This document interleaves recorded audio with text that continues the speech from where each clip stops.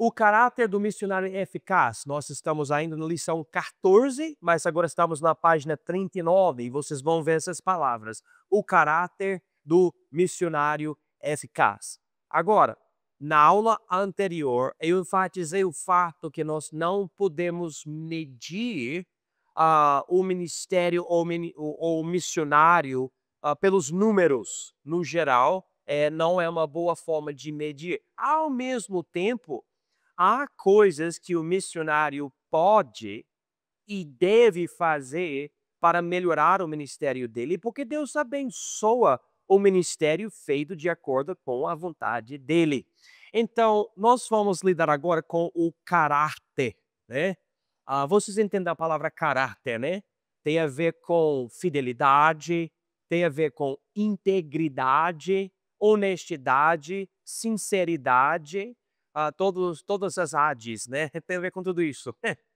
Vamos ler aqui. A graça de Deus é a fonte da eficácia, mas essa graça deve primeiro operar profundamente na vida do próprio missionário. Se o missionário trabalha na carne, cheio de orgulho, rápido para julgar, indelicado com as pessoas, mantendo exigências elevadas para os outros que ele mesmo não cumpre, ele precisa reconhecer essa falha e o impacto negativo dela sobre as pessoas que tenta alcançar. A verdade é que muitas pessoas não se importam com o quanto sabemos, até que saibam o quanto nós nos importamos. Paulo, em 1 Coríntios 13, afirma que mesmo o ministério mais ativo e sacrificial, sem amor, é apenas barulho sem sentido. A obra da graça de Deus deve transformar o mensageiro antes que possa ter o impacto adequado através da mensagem.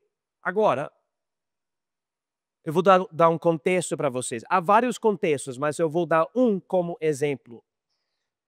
O missionário, ele muitas vezes vem de outra cultura. Por causa disto, há diferenças entre a cultura dele e a do campo onde ele está, e isso pode causar um conflito. Se o missionário não tiver paciência, amor, entendimento pela graça de Deus, ele pode acabar julgando o povo da outra cultura e ele fica bravo, irritado, sem paciência, e isso se manifesta na pregação dele, no modo de tratar as pessoas, e ele acaba mostrando que ele nem ama o povo para quem ele foi como missionário. E isso afeta negativamente o ministério. Eu já ouvi pessoas me falando, me lembro de um certo missionário, e o povo da igreja fala: "Ah, mas pastor, nosso pastor ele é muito bravo, ele sempre está bravo." Eu, eu não estava presente quando ele estava fazendo as coisas na obra, e talvez o povo fosse muito rebelde e ele teve bastante dificuldade, eu não sei. Mas uma coisa eu sei, ainda que eu precise ficar muito duro, eu precise, sabe, pregar com intensidade, eu também preciso compreender que o povo tem que crescer, o povo tem que aprender. E eu, às vezes, tenho o coração duro e eu não faço o que Deus me manda, é um erro, é um pecado. Mas se eu, como missionário, às vezes tenho dificuldade, com certeza o povo também vai ter dificuldade. Então, a graça que eu quero ver manifestada no povo, transformando o povo, tem que primeiramente operar em mim. Se Deus der para você uma sala na escola dominical da sua igreja, ou seja o que for, você vai querer primeiro Deus operar em você, antes de você poder ter um bom impacto nos seus alunos, né? Ou qualquer ministério que Deus dá para uma pessoa. Vamos ver algumas coisas aqui no finzinho de página 39. Semelhança a Cristo e exemplo pessoal. A verdadeira medida da grandeza de uma igreja é sua semelhança com Jesus Cristo. Eu peço para vocês marcarem essa linha na sua apostila, se vocês tiverem uma caneta aí. A verdadeira medida da grandeza de uma igreja é sua semelhança com Jesus Cristo. Se vocês puderem abrir as suas Bíblias no livro de Efésios, o 4º capítulo, eu quero mostrar para vocês isso da palavra de Deus. Então, Efésios capítulo 4, por favor. Em versículo 11, fala sobre alguns dons dados para a igreja. Apóstolos, profetas, evangelistas, pastores, doutores, esses homens que são bem importantes, úteis, líderes da obra, Deus coloca na igreja e Deus usa. Amém. Agora, note aqui o resultado, versículo 12. Querendo o aperfeiçoamento dos santos. Se você é um santo, levanta a mão, por favor. Você é um santo. Amém. Ok. Então, Deus usa esses dons, versículo 11, essas pessoas, para aperfeiçoar você. Ok? Vocês estão comigo? Vocês estão entendendo? Por que ele quer aperfeiçoar você através do pastor? Para a obra do ministério. Então, quem faz o ministério aqui? O pastor John, sim. Quem deve fazer o ministério? Todos nós. Essa é a ideia. Então, ele diz aqui que é o aperfeiçoamento dos santos para a obra do ministério, para a edificação do corpo de Cristo. O que é o corpo de Cristo? Nós, a igreja, ok? Então, eu ensino vocês, edifico vocês, aperfeiçoo vocês, para vocês poderem aperfeiçoar, edificar, ensinar uns aos outros. E o corpo cresce, fica maior. Versículo 13. Até que todos cheguemos à unidade da fé e ao conhecimento do Filho de Deus, a homem perfeito, à medida da estatura completa de Cristo. Então, quando você pensa sobre uma igreja e você faz a pergunta, essa igreja é uma grande igreja? Como que você vai medir isso? Pela semelhança que ela tem com Cristo. Pode ser uma igreja pequena, pode ser uma igreja grande. Pode ser uma igreja que tem algum aspecto único, mas você está querendo comparar ela com Jesus Cristo. Meu maior alvo, que Deus me ajude, é levar vocês cada vez mais perto de Jesus Cristo, você se conformando com Ele. Eu sei que nós podemos fazer muito mais com um grupo pequeno dedicado a Deus do que com uma multidão que nem conhece Jesus Cristo. Eu tenho certeza absoluta disso. Às vezes as pessoas falam sobre o meu ministério porque eu prego duro contra o pecado. A sua igreja nunca vai crescer aqui em Ouro Preto. Mas segundo qual medida? Se a medida é números, talvez não.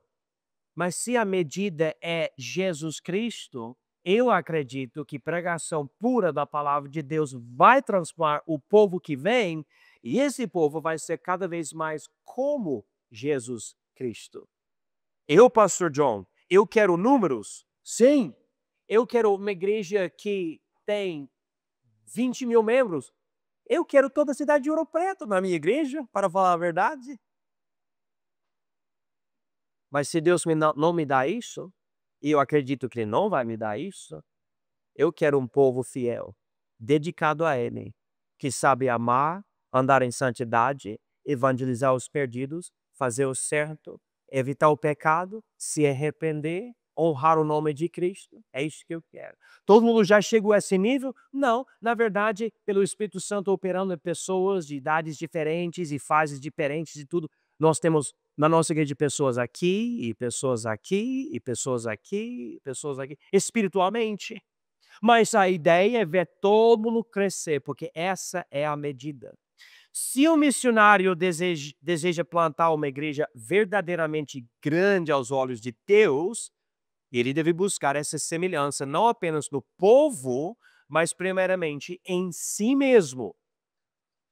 Embora haja uma diferença entre o pastor, que deve permanecer e guiar seu rebanho a longo prazo, e o missionário que busca plantar várias igrejas, o missionário inevitavelmente pastoreia a nova congregação por um tempo, até que ela possa funcionar por conta própria. Hebreus 13:7 instrui os crentes a seguir a fé dos líderes deles, considerando o fim da maneira de viver deles. Vamos ver essa passagem rapidinho. Hebreus capítulo 13, versículo 7. Aqui nós não sabemos quem escreveu o livro de Hebreus. Talvez fosse o Rubens aqui, eu não sei quem escreveu. Mas o senhor não escreveu o livro de Hebreus não, né? Não, não tá bom, eu só queria confirmar. Mas Hebreus capítulo 13, versículo 7 diz aqui: lembrai-vos dos vossos, o quê? Pastores. Lembrai-vos dos vossos pastores que vos falaram a palavra de Deus, a fé dos quais imitai, atentando para a sua maneira de viver. Então, você fala, pastor, como eu devo viver? E eu devo dizer para você, viva do jeito que eu vivo. Faça o que eu faço, fale o que eu falo, pense do jeito que eu penso. Então, o que isso cria em mim? Grande responsabilidade. Porque se eu não honrar a Deus andando pela fé, fazendo certo, e você acaba me imitando, eu vou colocar em você pecado e carnalidade. Mas se eu seguir a Deus de acordo com a palavra de Deus, eu sirvo como exemplo para você. Agora, posso falar de algo complicado, que eu já mencionei várias vezes? O missionário, no caso, muitas vezes ele vem de outra cultura. Eu preciso distinguir o que é na minha vida, da minha cultura, e o que da minha vida é da Bíblia. E vocês têm que distinguir o que da minha vida é da minha cultura e o que é da Bíblia. E eu já notei missionários misturando as duas coisas, impondo cultura americana, no caso, no povo, mas também eu já vi o povo dizendo que o aspecto bíblico do missionário é algo da cultura dele, então não precisa seguir, não precisa imitar. Mas para a igreja chegar a essa medida correta de ficar conformado com Jesus Cristo, é para nós dividirmos e dizer, não, cultura aqui, Cristo aqui, vamos seguir o certo. E não confundir cultura com a Bíblia. Então, o missionário, portanto, é um exemplo para o rebanho. Ele não pode exigir do povo o que ele mesmo não está disposto a fazer. A hipocrisia destrói a credibilidade e prejudica a eficácia. Eu vou dar um exemplo. Eu quero mais pessoas evangelizando nos sábados, eu quero. Eu falo francamente para vocês. E às vezes ninguém além da minha família vai. Às vezes minha família chega aqui, eu vejo uma tristeza nos meus filhos. Eu falo inglês porque não chegou ninguém da nossa igreja. E sabe uma coisa? Para ser o que eu devo chegar aqui toda vez que tem evangelismo, mesmo se não tiver ninguém. Porque se eu falar em mim mesmo, se ninguém vai, então eu também não vou. O povo vai imitar a mesma atitude. Quando ninguém faz, eu não faço também. Irmãos, é errado essa atitude. O cristianismo não é eu faço porque os outros fazem. O cristianismo é eu tenho meu próprio relacionamento com Jesus Cristo e Ele quer que eu faça isso, então é isso que eu vou fazer. Ponto final. E muitas coisas na vida cristã, você é a única pessoa, às vezes como pai, Deus me leva a fazer algo e meus filhos não gostam e não entendem. Mas se eu não estou adorando os meus filhos, eu estou adorando Jesus Cristo. E se Ele me guiar a fazer alguma coisa, eu preciso fazer. Então, às vezes, eu fico desanimado, mas eu não posso parar, porque eu sou exemplo para os meus filhos, eu sou exemplo para a minha igreja. Às vezes, irmãos, às vezes, domingo de manhã, eu não quero vir para o café, eu estou cansado. E às vezes eu chego aqui, pouco atrasado, e tem uma multidão aqui esperando o portão para entrar, que me anima bastante. Outras vezes eu estou correndo lá em casa para chegar a tempo no café, 8h30 da manhã, ninguém está aqui. 8h45, ninguém está aqui. Primeira pessoa que vem para mim, Christian. Pai, cadê o povo? Filho, eu não sei. Eu acho que um ligou para o outro combinando. Vamos ficar em casa durante o café, só chegar na hora do culto? Mas o que eu vou fazer? Eu vou desanimar? Me lembro de pessoas falando logo no início do nosso ministério. Ei, não tem quase ninguém no culto na quarta, que era na quarta. Não é melhor cancelar e esperar um número? Eu falei, não, eu não vou cancelar. E agora, graças a Deus, quem vai domingo de manhã, vai domingo à noite. Quem vai domingo à noite, vai na quinta, que é a quinta agora, né? E não é sempre assim, mas existe agora um núcleo aqui querendo fazer o certo. E eu quero manter isso. Então, eu preciso compreender o exemplo que eu sou. Às vezes tem pessoas que falam, eu acho que eu não vou no culto. Imagina o pastor falando isso. Eu acho que eu não vou. Ok, tá bom. Quem vai pregar? Sei lá. Quem vai dirigir o culto? Pô, boa pergunta, né? Não, pastor, não pode ser isso. Não pode ser isso. Uma igreja saudável é uma igreja que ganha almas? Sim. Então, o missionário deve ser um ganhador de almas. Uma igreja forte é aquela que tem convicções sólidas, batalha pela fé e busca manter alta moralidade e santidade bíblica? Sim. Portanto, o missionário deve possuir esses ingredientes na própria vida dele para que ele se manifeste na vida do povo dele.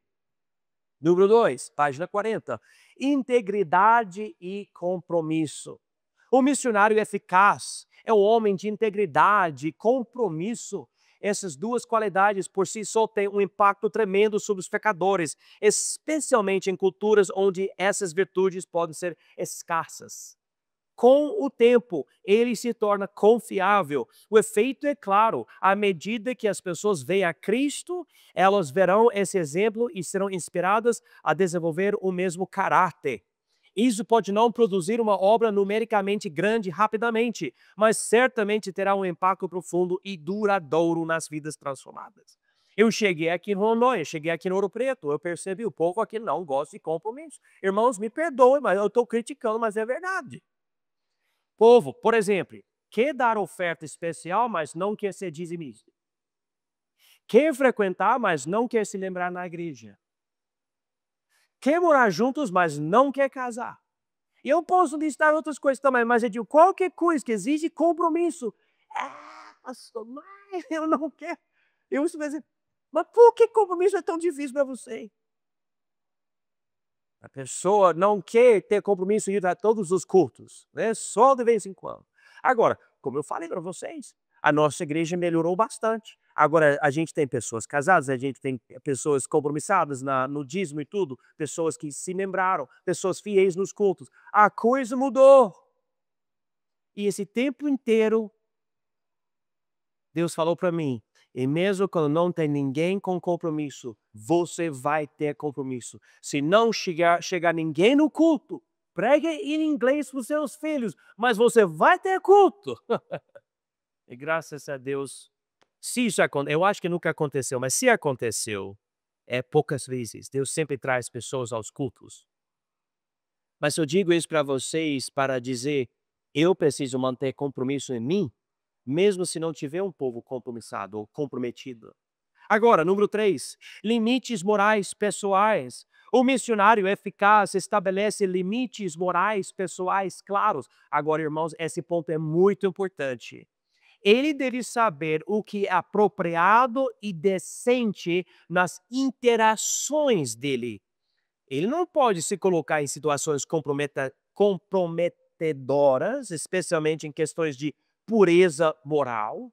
Ele pode se encontrar evangelizando e discipulando eficazmente uma nova convertida, uma moça, né? Mas nunca deve se colocar em uma situação a sós com ela, onde possa parecer que algo ilícito está correndo. O próprio Senhor Jesus estabeleceu um padrão de responsabilidade e proteção ao enviar os discípulos de dois em dois. Esse princípio ajuda a evitar não apenas a tentação, mas também a aparência do mal. Muitos ministérios foram prejudicados por serem casuais demais nisso. Mesmo sem más intenções, o missionário pode se colocar em perigo ou, no mínimo, manchar o testemunho dele e o nome de Cristo. Uma regra prática excelente é nunca estar sozinho com uma mulher que não seja a esposa dele. Isso pode exigir ajuste de horários ou pedir que outros o acompanhem, mas ele não pode sacrificar o nome de Deus e a obra por pensar que é forte o suficiente para resistir à tentação ou à aparência do mal. Isso não é sabedoria, mas arrogância ou preguiça. Esses limites devem ser estabelecidos na mente do missionário muito antes de ele chegar ao campo. Eu me lembro, meu pastor, igreja grandona, e ele tinha o escritório dele no campus, do lado da igreja. E o escritório dele dava conselho para várias pessoas, homens, mulheres, pessoas mais velhas, pessoas mais novas. E ele falou, eu quero vidro por volta do meu escritório. Não importa onde você está, você pode ver onde o nosso pastor está no escritório dele. Quando ele está dando conselho, você vê com que ele está. Por quê? É tudo vidro, ele é um peixe no aquário. Que ele não queria que ninguém acusasse ele de ter feito algo com uma mulher. Ele falou, eu vou fazer isso desse jeito, né? Quando a gente evangeliza, sempre vamos em grupos de dois para não ter um homem se colocar numa situação de perigo. Ah, mas eu não vou fazer nada. Não, você não vai, mas alguém pode acusar você de ter feito algo. É melhor se proteger.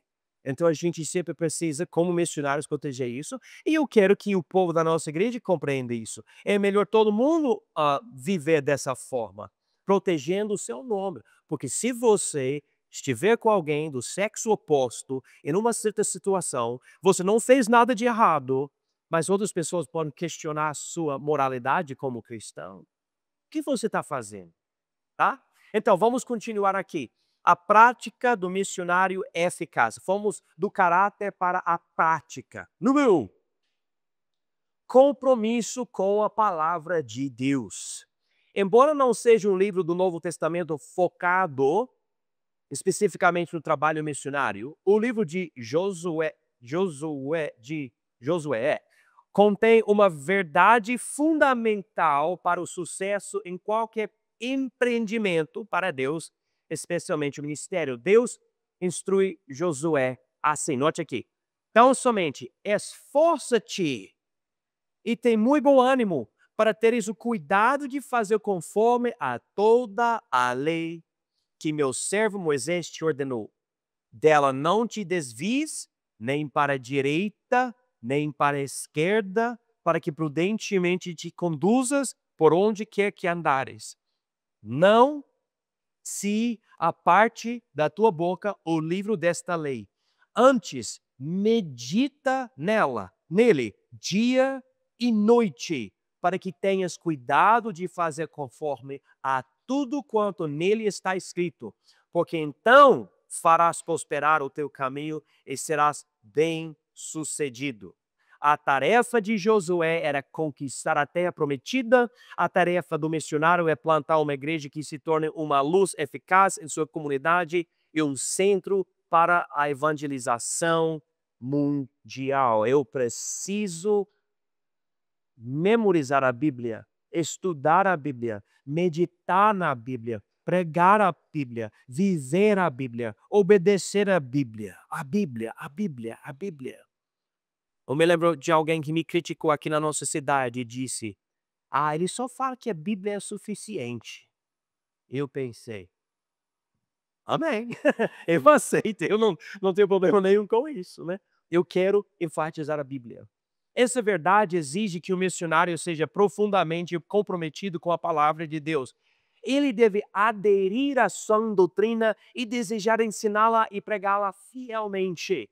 Ele deve incutir nos ouvintes dele uma confiança na palavra de Deus e um desejo de batalhar pela fé. Inclusive, vamos ver o penúltimo livro da Bíblia, livro de Judas. Eu gostaria de enfatizar esse ponto aqui rapidinho. Judas está escrevendo sobre a salvação comum, essa salvação em Jesus Cristo. E ele percebeu, mas além de pregar sobre a salvação, eu também preciso pregar outra coisa. Judas, versículo 3 diz: Amados, procurando eu escrever-vos com toda a diligência acerca da salvação comum, tive por necessidade escrever-vos, exortar-vos a batalhar pela fé, que uma vez foi entregue aos santos. Marca essas palavras aí. Batalhar pela fé. É errado, irmãos, é errado o missionário falar: mas se você não acredita, não tem problema. Deus, na verdade, quer todo mundo unido. Então vamos unir todo mundo. Esquece da palavra. Eu me lembro de pessoas falando para mim: nós não precisamos pregar tanto sobre unidade, desculpa, pregar sobre a doutrina aqui em Ouro Preto. E vamos ter show, nós vamos ter um show de vários roqueiros cristãos aqui, e vamos juntar todas as igrejas, e vai ser uma festa para Deus, um show para Deus. Não, a Bíblia diz aqui para eu batalhar pela fé. Se alguém chegar na nossa igreja ensinando algo errado, então eu vou ter que mandar embora a pessoa. Eu não posso permitir um lobo devorar as ovelhas. As ovelhas estão aprendendo. E o lobo vem com ensinamento errado, falsa doutrina, e logo o povo está acreditando em algo errado. Eu procuro ensinar vocês claramente e sempre, para que quando chegar um cara desse, você fala: não, esse cara não pertence à nossa igreja, não, está errado esse cara. E a igreja em si manda ele embora. Batalhar pela fé. Muitas igrejas, especialmente aquelas plantadas em locais de alta pressão cultural, acabam sendo absorvidas pela cultura dominante. Todo esforço é em vão se isso ocorrer. As igrejas são plantadas para durar e ter um impacto transformador, não para se conformar ao mundo. Eu tenho uma certa preocupação que quando Deus me tirar daqui, a Igreja Batista Independente vai se tornar a Igreja Batista Pentecostal. Porque se o povo não tiver um coração fundado, baseado na palavra, logo vem esses ventos do pentecostalismo e neopentecostalismo, e logo nossa igreja tem cura, tem revelação, tem sonho, tem parede preta, tem bateria, tem guitarra, e é melhor eu não vir para o Brasil do que acontecer uma coisa dessa. Que eu não vim aqui para criar algo e que já tem por aqui. Se quiser frequentar uma igreja dessa, tem 150 aqui na nossa cidade, frequente ela. Mas aqui não, aqui é uma igreja fundada na palavra de Deus e batalhamos pela fé e queremos uma igreja resistente contra a falsa doutrina. E se eu falecer, o Deus me tirar daqui, a igreja continua e não aceita lobos no membresia, não aceita lobos na liderança. É uma igreja pura e santa e diligente e comprometida, realmente servindo a Deus desse jeito. De sã doutrina, santidade pessoal e de evangelismo. Uma igreja dessa. É melhor ter um corpo de crentes pequeno, mas sólido e com convicção, do que uma grande multidão de pessoas que ou não creem genuinamente ou têm uma versão tão simplificada da fé que podem ser facilmente levadas por ventos de falsa doutrina ou doutrina falsa. Efésios 4, 11 a 14 ensina claramente que Deus deu apóstolos, profetas, evangelistas, pastores e doutores, incluindo missionários em sua função, para edificar a igreja, a fim de que os crentes sejam fortalecidos em suas crenças e capazes de resistir às ciladas do erro. Enfatizando isso, irmãos, por favor, vamos rapidamente ir para Efésios capítulo 4. Efésios capítulo 4, porque eu quero mostrar isto. Já vimos hoje à noite Efésios 4, versículos 11, 12 e 13, mas eu quero continuar a leitura aí. Então, Efésios 4, versículo 11, fala sobre apóstolos, profetas, evangelistas, pastores, doutores. Deus dá essas pessoas para aperfeiçoar os santos para a obra do ministério. Versículo 12. Versículo 13, a medida da igreja, que é Jesus Cristo, nós vamos crescer e crescer e crescer, sendo edificados na palavra. Amém. Agora, versículo 14. Para que não sejamos mais Meninos inconstantes. Marca essa palavra. Meninos inconstantes, levados em roda por todo vento de doutrina, pelo engano dos homens que com astúcia enganam fraudulosamente. Antes, seguindo a verdade em amor, cresçamos em tudo naquele que é a cabeça, Cristo, do qual todo o corpo, bem ajustado e ligado pelo auxílio de todas as juntas, segundo a justa operação de cada parte, faz o aumento do corpo para a sua edificação em amor. Eu quero uma igreja que eu possa fazer uma pergunta. Jesus é Deus? E você fala, sim, Jesus é Deus. Eu falo, onde a Bíblia fala isso? E você fala, João 1:1.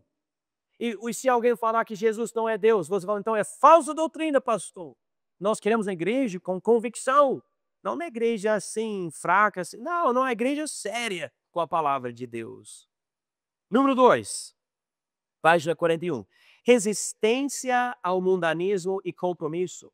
Muitos homens de Deus no passado testemunharam os resultados trágicos do mundanismo infiltrando-se nas igrejas. Suas advertências permanecem relevantes.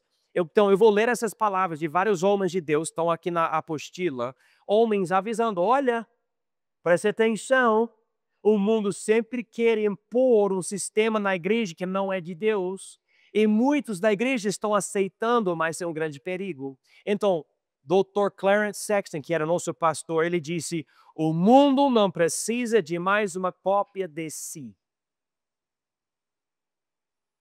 Charles Spurgeon, o grande batista da Inglaterra, disse, tentar atrair pessoas para Cristo usando qualquer coisa que não seja o próprio Cristo é um negócio desastroso.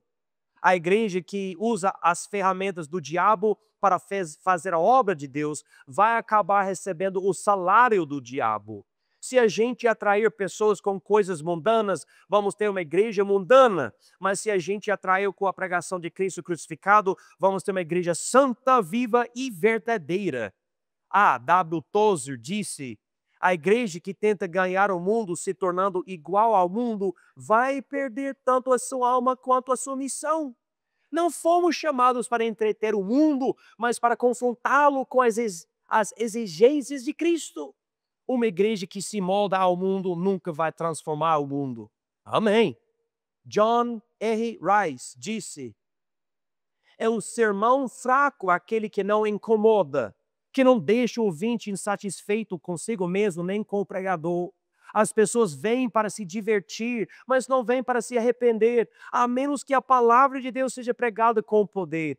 Atrações mundanas podem lotar os bancos, mas só o Espírito Santo, através da palavra, enche o coração de convicção e fé. Amém. Paulo instruiu claramente os coríntios a não se unirem em jugo desigual com os incrédulos, mas a se separaram do mundo. Aos Efésios, ele disse para reprovar as obras infrutuosas das trevas. Em lugar nenhum das Escrituras, a igreja ou o missionário é ordenado ou autorizado a trazer o mundo para dentro da casa de Deus, usando os métodos e atrações do mundo. Isso une luz com trevas, santidade com profanidade, espírito com carne, e pode danificar profundamente o nome de Cristo e os resultados da obra. Embora possa produzir multidões de pessoas religiosas, somente o arrependimento do pecado e a fé em Cristo trazem a salvação. Um dos maiores erros em nosso evangelismo hoje é tentar tornar a igreja palatável para o mundo, porque um pecador se arrependeria se lhe for dito que o estilo de vida dele é aceitável como está. Alguns chegaram ao ponto de dizer que Deus honra a impiedade. Não há arrependimento nisso. Não há fé salvadora em Cristo. O resultado é que os edifícios das igrejas se enchem de pessoas não convertidas que nunca são verdadeiramente transformadas. Isso pode parecer eficaz para muitos, mas não diante de Deus. De fato, Paulo advertiu sobre aqueles nos últimos dias que teriam a aparência de piedade, mas negando a eficácia dela. Isso descreve perfeitamente a religiosidade superficial que pode resultar de métodos mundanos.